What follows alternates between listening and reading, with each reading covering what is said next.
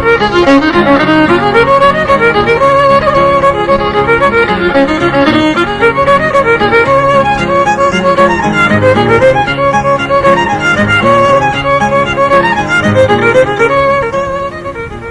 evening, Shetland, and welcome back after the long weekend. Tonight, Tom Anderson has some thoughts on the Windy Light, and Charlie Allen sings about the blue-grey coo for three very special people who've been helping the Tingwell Agricultural Museum. But we start with the Shetland news. Divers will be down at the south end of Fair Isle tomorrow to see if it's possible to salvage the brand new Fair Isle fishing boat Maverick, which sank early on Sunday morning after hitting a jagged reef just off the South Light.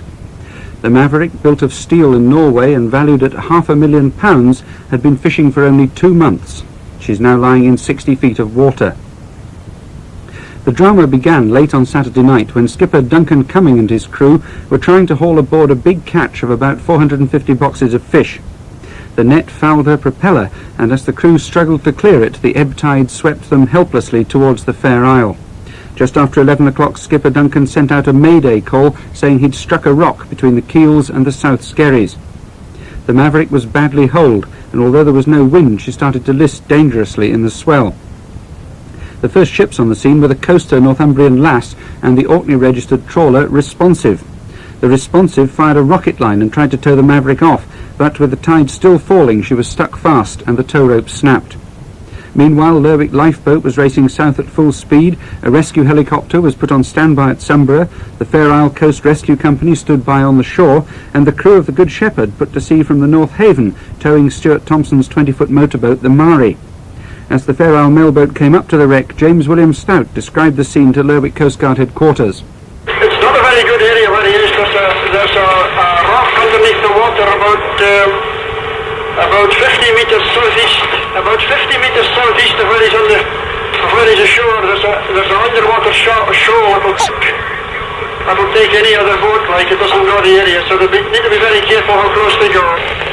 The visibility is about 2 miles. About 2 miles visibility. There's very low cloud. There's very low cloud, about 400 or 500 feet. We hear small boat going in a boat just now to try and take a line for him. He's bumping very, very heavily, and she's bumping so heavily on the rock, it's certainly a danger to life if she could probably go over it. We've advised them to leave the Maverick, but they want one more attempt to tow off first. There's a lot of motion alongside them, so the sea is breaking under them. The sea is breaking under them at times. In a couple of hours' time, when the flood tide comes in, he could be very difficult to get even alongside of. There's quite a hell of a tide, but the line is, we cannot control the line when we do get it, over. Responsive, are we alright to come in a bit here, or we'll just wait here, or we'll just stand by here? We're coming to you, over. Good Shepherd, are we all clear to come right into you? We are all clear ourselves to come right to you, over.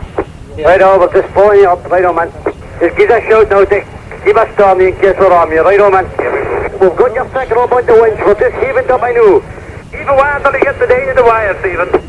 Right on, Good Shepherd, are we alright for water here? Are we alright here, over? Right, keep us posted, Good Shepherd, keep us posted. My head's northeast, I know.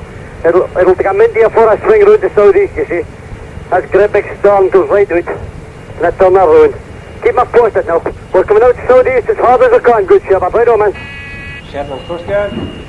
At the moment, the Good Shepherd and the Responsive are trying to get them off. Duncan, there's a good strain. Good Shepherd, well, Coastguard, over. Keep slugging it off, man. And there's a good bit of strain in the slope. Are we alright to come a bit astern, over? We're still heaving up a rope, Duncan. She's all slack like she's slack. If you're going to hit the wire, I know it's broken. Well, we've broken with hit the abandon. The boat is full of me water, over. Maverick, still like for. We're just coming by hips, Craig, if that's any help to you. We're going to hit, if this wire is broken, we're going to hit the abandon because the water's on full tension now and the hole is full of water, over. 20 minutes, we're done about 18 knots, you know, so 5 minutes of that. They're still heaving. We'll heave a while more, sure. No, this is going right enough. Yeah, she's broken. That's a pity, man. And so the last attempt to tow the Maverick off had to be abandoned. Minutes later, the crew took to the life rafts with as much of their possessions as they could salvage from the wreck. Skipper Duncan was the last to leave. One raft was picked up by the Mari, crewed throughout the night by Barry Sinclair, Ian Roberts and the 2 Stuart Thompsons. The other, with the crew aboard, was brought alongside the lifeboat by their inflatable dinghy. Well, the rescue craft then headed for home, but the story wasn't over yet. 2 hours later, a lightkeeper saw that the Maverick had in fact refloated with the rising tide. The lifeboat immediately turned back for Fair Isle, but it was too late. Carried by the tide, the Maverick sank in about 60 feet of water just east of where she'd struck, and by daylight all that could be seen was her net floating on the surface.